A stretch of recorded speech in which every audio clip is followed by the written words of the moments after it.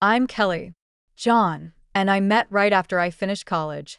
He swept me off my feet with his charm and ambition.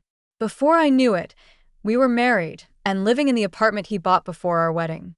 It wasn't anything fancy, but it was ours, and I loved every bit of it. Our daughter, Sarah, came along soon after. She was perfect, John's blue eyes and my curly hair. I thought we had it all, a loving family, a cozy home, and promising careers ahead of us. I landed a job as a secretary at a small but growing company. The pay wasn't great, but I enjoyed the work and got along well with my coworkers. John, on the other hand, was making his way up at his construction firm. He'd come home with stories of big projects and even bigger deals. I was proud of him, even if his long hours meant I was often alone with Sarah. But something changed in John over time. He'd come home late, eyes narrowed with suspicion. "Who called?" he'd demand, or "Why were you all dressed up?" At first, I laughed it off, but soon his jealousy became suffocating. One night, after he'd grilled me about a work event, I confronted him. "You think I'm cheating?" "With who, John? The mailman?" He didn't crack a smile. "Don't play dumb, Kelly. I see how men look at you. And that boss of yours? Happily married with 3 kids." I cut him off. "For God's sake, John, I'm your wife. I love you." But my words fell on deaf ears. The arguments became more frequent, each one chipping away at our marriage. I was faithful, always had been, always would be. But John's distrust was like a poison seeping into every part of our lives. Through it all, Sarah remained blissfully unaware. At 10 years old, her world revolved around school, friends, and her iPad. I tried to shield her from our fights, but kids always know more than we think. The irony wasn't lost on me. John was the one always coming home late, always going on business trips. If anyone had reason to be suspicious, it was me. But I trusted him. I believed in our vows, in our love. Why couldn't he do the same? One night, after a particularly nasty fight, I found myself staring at the ceiling, unable to sleep. John's soft snores filled the room, but I felt miles away from him. How had we gotten here? When had love turned to suspicion, trust to accusation? I thought about leaving, about taking Sarah, and starting over. But where would we go? What kind of life could I give her on a secretary salary? And despite everything, I still loved John, the man he used to be, the man I hoped he could be again. Just when I thought things couldn't get more complicated, life threw me another curveball. My mom, the rock I'd always leaned on, had a stroke. It hit out of nowhere, leaving us all reeling. Mom had always been the picture of health. After Dad died, she'd thrown herself into gardening and book clubs, determined to live life to the fullest. She lived in this gorgeous house in the fancy part of town, courtesy of Dad's life insurance and smart investments. I used to joke that she was living the life of a retired movie star. But that Tuesday morning changed everything. I got the call at work. Mom couldn't speak, couldn't move her left side. I rushed to the hospital, my heart in my throat. The next few weeks were a blur of hospitals, doctors, and terrifying medical jargon. I went to every top-notch clinic in the area, desperate for someone to tell me Mom would be okay. But the prognosis wasn't good. The stroke had left her bedridden, needing round-the-clock care. I was overwhelmed. How could I take care of Mom, manage my job, look after Sarah, and deal with John's jealousy all at once? It felt like drowning in slow motion. Then, out of the blue, John came up with an idea. "We should move into your mom's house," he said one night over dinner. I nearly choked on my pasta. "What?" "Think about it, Kelly," he continued, his eyes lighting up. "It's a great house in a fantastic neighborhood. Sarah would have her own room, maybe even a playroom. Your mom needs care, and you'd be right there. Plus, we could rent out this apartment for some extra cash." I had to admit it made sense. Mom's house was way nicer than our apartment, and the idea of not having to commute to take care of her was appealing. But still, it felt weird. "I don't know, John." I hesitated. "It's Mom's house. We can't just barge in." "Ask her," he insisted. "I bet she'd love the company. It's better than a nursing home, right?" He had a point there. Mom had made it crystal clear she didn't want to end up in a glorified prison for old people, as she called it. The next day, I broached the subject with Mom. To my surprise, her face lit up at the idea. "Oh, Kelly," she said, her voice weak but excited. "I'd love that. This old house needs some life in it again." And just like that, it was decided. We were moving into Mom's house. As I started packing up our apartment, I couldn't shake the feeling that this was the beginning of something big. I just didn't know if it was something good or bad. John was over the moon about the move. He kept talking about the garden he'd plant, the man cave he'd set up in the basement. Even Sarah seemed excited about having a bigger room. The move to Mom's house brought a whole new set of challenges. I quickly realized that taking care of a stroke patient was a full-time job, one I wasn't equipped to handle alone. After a week of sleepless nights and stress-filled days, I hired a nurse to help out during the day. Nurse Jenny was a godsend. She came in every morning at 8 and stayed until 6, taking care of Mom's basic needs. But evenings and nights were all on me. I'd come home from work exhausted, only to start my second shift as Mom's caretaker. The stroke had affected her speech, leaving her frustrated and often silent. I'd change her diaper, giving her as much dignity as I could in the process. Then came the sponge bath, the massage to keep her muscles from atrophying, the meds, and finally dinner. It was grueling work, both physically and emotionally. Seeing my vibrant, independent mother reduced to this state broke my heart every day. But I did it because I loved her, because she'd have done the same for me. What I didn't expect was Sarah's reaction to her grandmother's condition.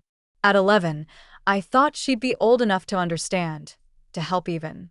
Boy, was I wrong. One evening, as I was heading to Mom's room, I saw Sarah dart past, her hand clamped firmly over her nose. "Sarah," I called out. "Where are you going? Don't you want to say hi to Grandma?"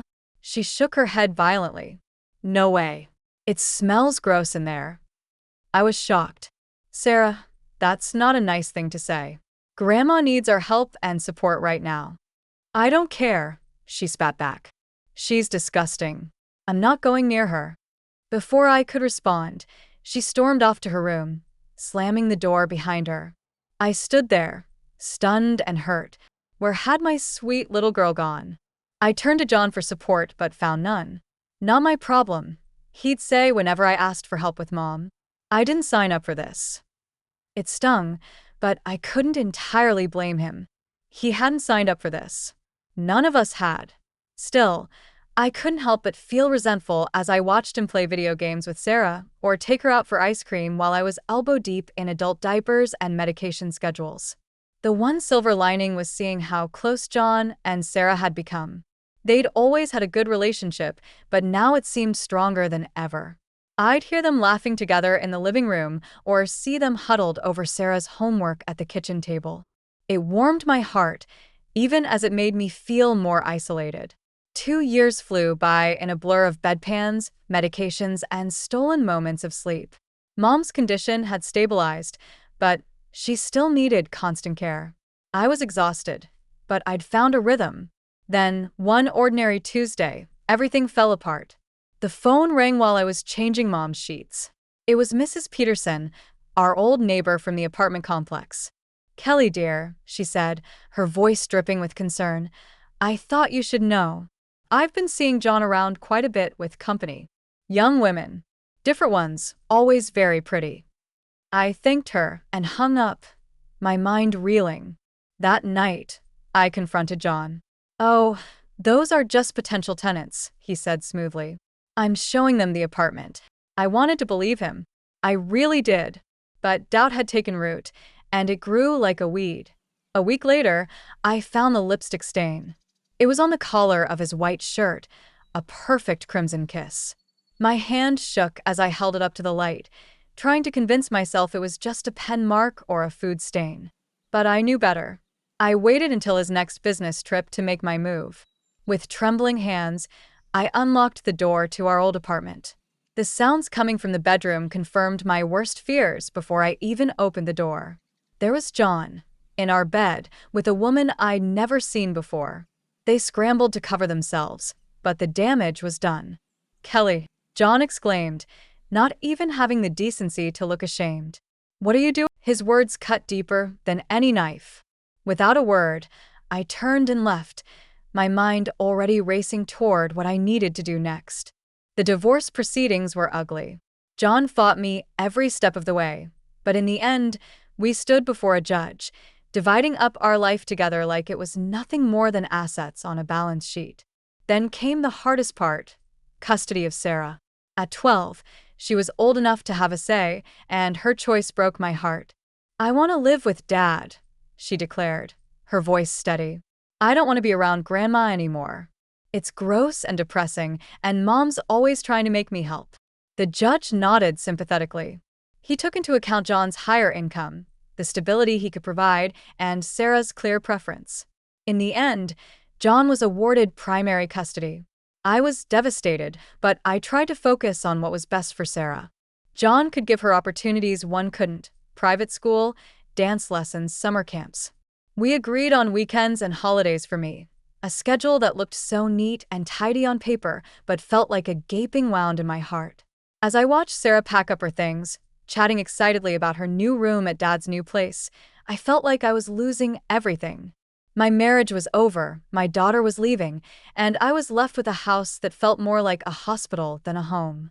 The first few months after the divorce were tough, but I clung to my weekends with Sarah like a lifeline. We'd go to the movies, have ice cream in the park, or just hang out at home. It wasn't perfect, but it was something. Then, slowly, things began to change. Sarah started canceling plans. "I have a sleepover," she'd say, or "Dad's taking me to a concert." I tried to be understanding, to be the cool mom who didn't make a fuss, but each cancellation felt like a knife twisting in my gut. Soon, the cancellations became more frequent. Weeks would go by without a visit. My calls went straight to voicemail. Text messages were met with one-word responses, if I got any response at all. One Sunday, after yet another cancel visit, I decided to call Sarah directly. The phone rang once, twice, then went to voicemail. I tried again. This time, a robotic voice informed me that the number I was trying to reach had blocked my calls. My hand shook as I dialed John's number. "What do you want, Kelly?" His voice was cold, annoyed. "John, I can't reach Sarah. She's blocked my number." "What's going on?" There was a long pause, then, "Look, Kelly, Sarah doesn't want to talk to you right now. You need to respect that." "Respect that? She's my daughter." "She's also a person with her own feelings," John shot back. "And right now, she doesn't want to be around all that negativity at your place. I mean, the sickness, the sadness. Sarah needs stability. She needs a normal family." Sarah sees Lisa as a mother figure now. She has a normal family life here, 2 parents, no sick relatives, no drama. Why can't you just let her be happy? I couldn't speak. Tears were streaming down my face, and I was glad John couldn't see me. "Look," he continued, his voice softening slightly, "I know this is hard, but if Sarah doesn't want to see you right now, you need to respect that. Don't force it. It'll only push her away more." I wanted to scream, to argue, to demand my rights as a mother. But a small, rational part of my brain whispered that he might be right. If I pushed too hard, I might lose Sarah forever. I sank to the floor, phone clutched to my chest, and sobbed. My little girl, my Sarah, didn't want me anymore. Someone else was being her mother, kissing her goodnight, helping with homework, sharing all the moments I was missing. Mom found me there hours later, still on the floor. She'd managed to shuffle over with her walker, her face creased with concern. "Kelly," she said, her voice stronger than it had been in months. "What's wrong, sweetheart?" I looked up at her, this woman who'd been my rock for so long, who I'd been taking care of for years. In that moment, our roles reversed again. I was the child, seeking comfort from my mother. "Oh, Mom," I cried, reaching for her hand. "I've lost her. I've lost my baby girl." Mom squeezed my hand, her touch still weak, but full of love. "No, Kelly, you haven't lost her. She's just lost right now. She'll find her way back to you. You'll see." 14 years. It's amazing how time can fly by and drag on simultaneously. Mom's condition improved slightly over the years. She regained some mobility and speech, but caring for her remained a full-time job. When she passed away peacefully in her sleep, I felt a mixture of grief and, shamefully, relief. Suddenly, I found myself alone in this big, empty house. The silence was deafening. No more beeping medical equipment, no more schedules of medications and therapy sessions. Just me, rattling around in rooms full of memories. Then, out of the blue, my phone rang. The number was unfamiliar, but the voice? I'd know it anywhere, even after all these years. Mom? It's Sarah. I was hoping we could meet to talk. We arranged to meet at a cafe downtown. As I waited, my hand shaking around my coffee cup, I spotted a young woman entering. It took me a moment to realize it was Sarah. Gone was the gangly preteen I remembered. In her place stood a poised, beautiful young woman. "Hi, Mom," she said, sliding into the seat across from me. We made awkward small talk at first. She filled me in on her life, her job in marketing, her hobbies, her friends. Then she dropped the bombshell. "I'm getting married," she said, pulling an envelope from her purse. "Here's an invitation." My heart swelled with joy and a tinge of sadness. My little girl getting married, and I'd missed so much. "Oh, Sarah, that's wonderful news. I'm so happy for you. Listen, if you need any help with the expenses." She cut me off abruptly. "Actually, Mom, that's kind of why I wanted to meet. I was hoping to talk about Grandma's inheritance. The house, her savings. I want them." I felt like I'd been slapped. "Excuse me?" "Look, Mom," she said, leaning forward. "That house is in a great area. It's worth a fortune. After the wedding, Jake and I want to live there, start our family there." Anger bubbled up inside me. "Sarah, you haven't set foot in that house in over a decade. You said it disgusted you. You called it a tomb." She waved her hand dismissively. "I was a kid then. I've grown up. Times have changed. And let's face it, I'm Grandma's only grandchild. She would have wanted me to have it." I couldn't believe what I was hearing. "Wanted you to have it? Sarah, you didn't even come to her funeral. You didn't call, didn't write for years." "That's ancient history," she snapped. "The point is, that house should be mine. I deserve a comfortable life." "Deserve?" I was practically shaking with rage now. "You didn't lift a finger to help when Grandma was sick. I gave up my life to care for her, and now you think you deserve her house." Sarah's face hardened. "Fine. If that's how you want to play it, I'll sue. I'll get what's rightfully mine."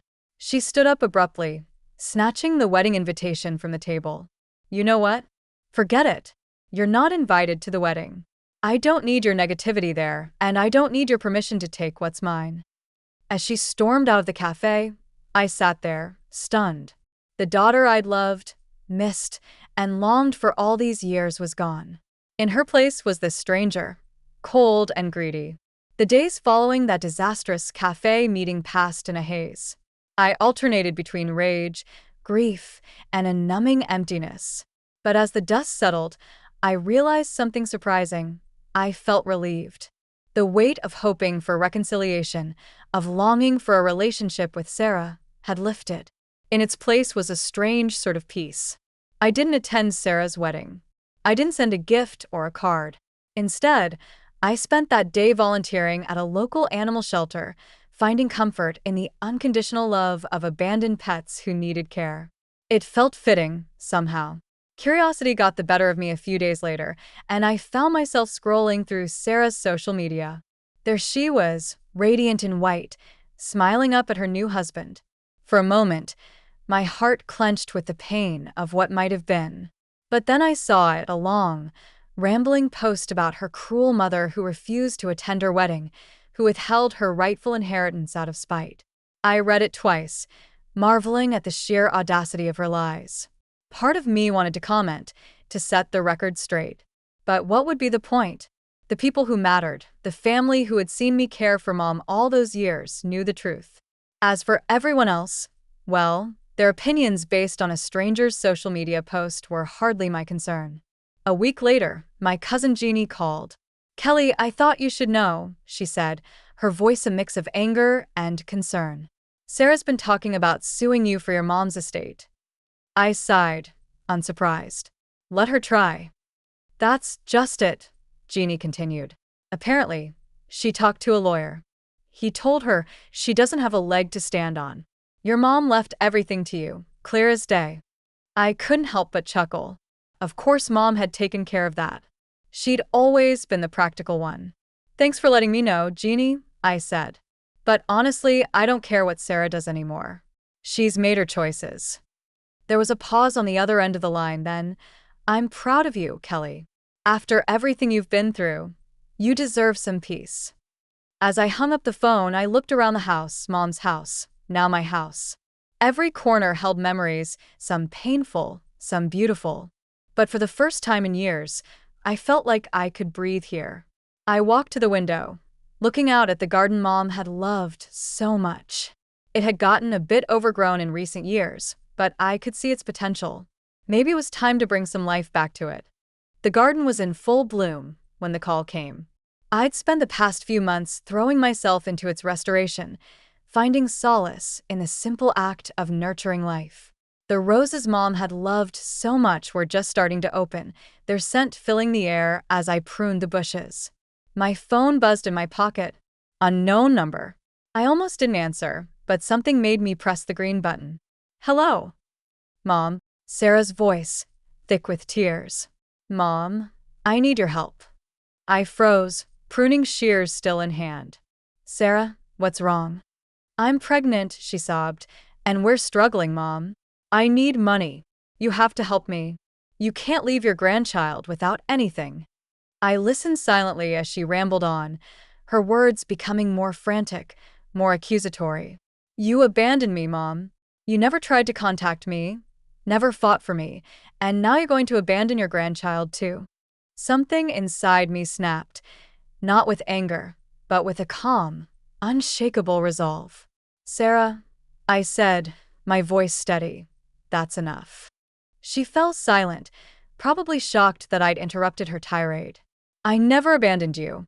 I sent child support every month without fail. I called, I texted, I emailed. You blocked my number. You chose your stepmother. You made your decisions, and I respected them, even when they broke my heart. But, Mom, no, Sarah, I'm not finished. You're an adult now, about to be a parent yourself. It's time you took responsibility for your choices and your life. I'm not your bank. I'm not your safety net. And I'm not going to be manipulated by lies and guilt trips. I could hear her breathing heavily on the other end of the line. If you need help, go to your father and stepmother. They're your real family, remember? The ones you chose. I've made my peace with that.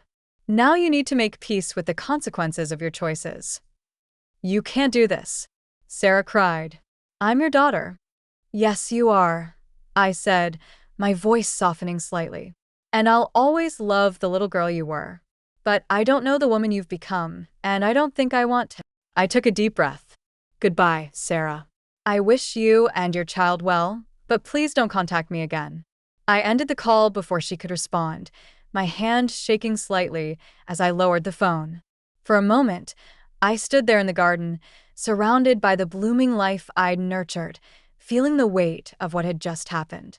Then, slowly, I felt it lift. The last ties binding me to a painful past had been cut, the last what-ifs laid to rest. I looked around at the garden, at the house beyond. This was my life now, not defined by loss or regret, but by the choices I made going forward. I picked up my pruning shears and turned back to the rose bush. There was still work to be done, still beauty to cultivate. And for the first time in longer than I could remember, I felt truly, completely free.